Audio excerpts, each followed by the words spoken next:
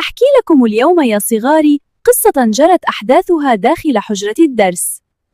كان يا مكان، كانت سبورة مع أصدقائها المحفظة وصندوق التبرعات والقفة الرمضانية. اليوم سأعلمكم درس جديد، وهو رمضان شهر العطاء والتكافل.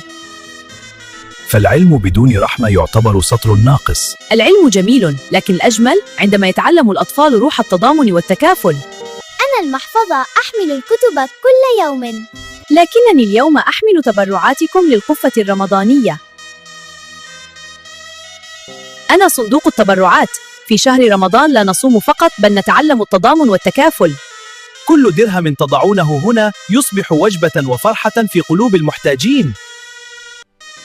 فالعطاء يربي النفوس والقلوب قبل ما يملأ البطون.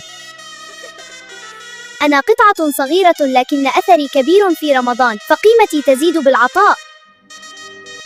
لا تستهينوا بالقليل، فالخير يتكاثر، فمن القليل نحصل الكثير. أنا القفة الرمضانية، أسعد الفقير، فأنتم جمعتموني بحب. أحضرت الطعام والشراب للجميع، وسنوزعها معا. رمضان يجمعنا على فعل الخير. رمضان كريم والله أكرم. صغاري، هل تعلمون ماذا يعلمنا شهر رمضان؟ يعلمنا الصيام يا معلمتي. يعلمنا الصبر والطاعة يا معلمتي. نعم، هذا صحيح، الصبر والطاعة مهمان جدا.